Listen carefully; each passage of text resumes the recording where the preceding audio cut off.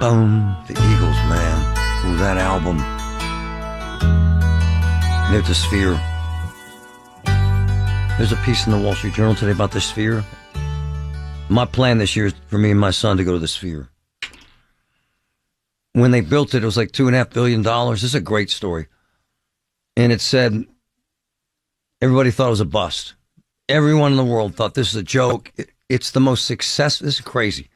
It's the most successful entertainment venue on earth. It's insane. So successful that they're building 5 others around the world. This Sphere, man. I gotta go. Gotta go. Have you seen it? Man, it's amazing. It's a whole nother world. That being said, Max has become family. He's actually one of my closest friends. If I don't talk to him or hear from him, I think something's wrong. And he's a warrior. He's a family man. His wife is a courageous, cancer-fighting hero. And he has a beautiful son and a great life. And you know what Max does? He gives a damn. We learned this from day one. And the same things that aggravate Max aggravate me, which is kind of scary. Max gets so annoyed, like I do, with grown-ass men and women with their senses, allegedly, crapping on the street and urinating on the street. He's kind of made it his mission to stop this insanity.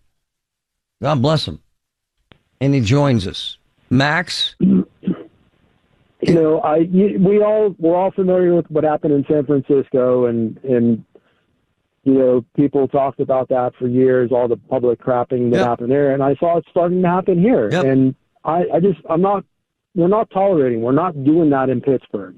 We should not tolerate that and not allow it to happen. But here we are, you know, we're 6-7 years into when I started documenting this, and it's, you know, still happening. So, but there are some positive changes. Hold on. He did something today really, really cool that gives us hope. Because, Patrick, you know this. The argument, Patrick, is there's no way you can go to the bathroom downtown without going in the street, in essence, that there aren't any places to go. Right. One of the biggest gripes you hear is that there are no public restrooms downtown. Well, that's a farce. Max, tell us about this walk you took. This is actually fantastic. The video's on social right now. But go ahead, Max. Walk us through it, sir. Mellon Park, right by the water fountain, at the bottom of the stairs, underneath the overhang, are 2 stainless steel doors. What street's that, Max? What street? Smithfield Street, right across from the Embassy Suites. Yep. So there's 2 restrooms there. There's a camera mounted, a dome camera outside to, you know, whatever, keep the riffraff away. But the doors are locked between whatever time and whatever time. I don't know what that is, but we'll just say, for the sake of the argument, they're locked until 7 a.m., and then they automatically unlock until 6 p.m. or 7 p.m. when they lock again. Nice. So I saw them the other day, and I saw that the locks were red, and I'm like, well, that sucks. You can't use them. What's the point? But I talked to somebody else who told me how that works. So they're on a timer, so they unlock during certain hours of the day. And I would imagine somebody from the city or Mellon Park Foundation or whatever goes in and maintains these bathrooms, because they were pretty spotless. Really nice. The other thing you showed that's really cool, Max, it has a timer in there. Right. So you can't lock yourself in the bathroom or stay for an extended period. So after 15 minutes, the doors auto unlock, preventing anybody from either A, overdosing and getting trapped in there, or B, staying in there and camping out in there. So you can't stay in there for more than 15 minutes at a time. I will say, yes, sir. Missed opportunity. What they probably should have done was put in those blue lights in the overhead to prevent anybody from being able to find a vein to shoot up in the bathroom in the first place. So, they've spent all this money making these nice bathrooms. They probably could have put the blue lights in there. Wow. Just to alleviate that from happening. Wow. So I love you. You know this stuff. But let's stay on the positive, because you found this and showed this because you wanted to tell people there is a plan B other than crap in the street or urinating in the street, sir.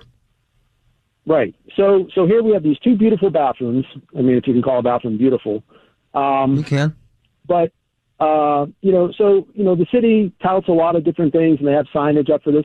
Why doesn't the city, make the public aware, hey, we have public restrooms downtown? I found about nice point. through somebody else. Nice point. Why isn't the city publicizing, saying, hey, there are public restrooms available for you to use downtown. You don't have to go in an alley.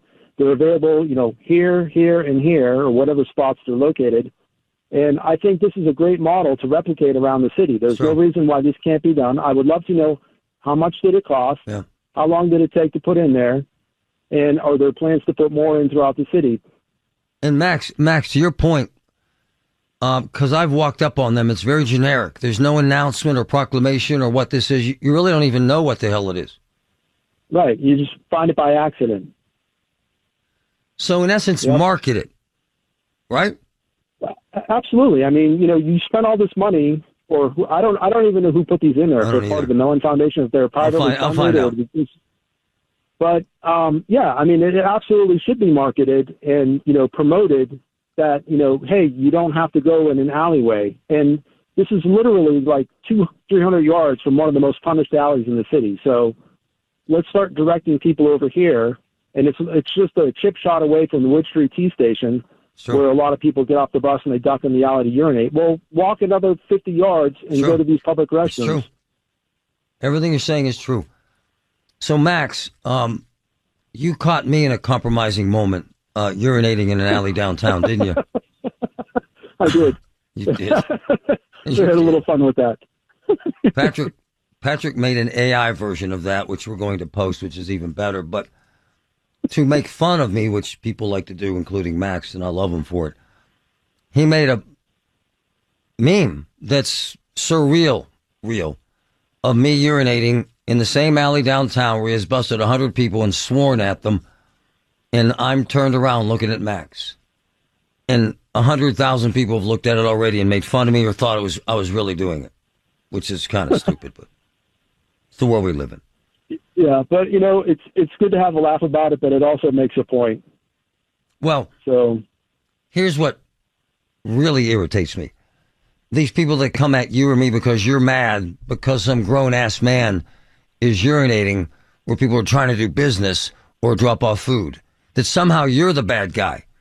They're saying crap like, well, where would you go? I don't know. I've been coming downtown for 50 years. I never crapped in the street. I don't know. Same. I've been working downtown for over 23 years. Come on. I've ridden my bike many times on the trails. I've never had to urinate or take a crap on the trail when I was riding my bike. I always found a portage on somewhere. It's called acting like a grown-ass man. Come on. Right. Max, I love you, and I love everything you do, and I love what you represent. It has a lot of meaning to this city. You're the man. Mad Max, appreciate you, brother. How's your wife? Appreciate you, Marty. She's doing good. Her cancer numbers have dropped exponentially. She's not out of the woods, but she's had tremendous... Not out of the woods, but, huge. So she's not on oxygen anymore, which is great. She had a close call there about 5 weeks ago. We didn't know if she was going to make it. I remember. But we really turned things around with the chemo. So we've got a lot to look forward to and a lot to go through still, but we're doing it. Mad Max, love you, brother. Thanks, my man. Yep. Take care, Marty. Thank you. My man gives a damn, and that's what matters to me. Those restrooms are beautiful, and the idea is brilliant, and it unlocks the door in 15 minutes. Brilliant. And they're locked in the middle of the night. It's brilliant. From the P.J. Fitzpatrick Home Improvement Traffic Center,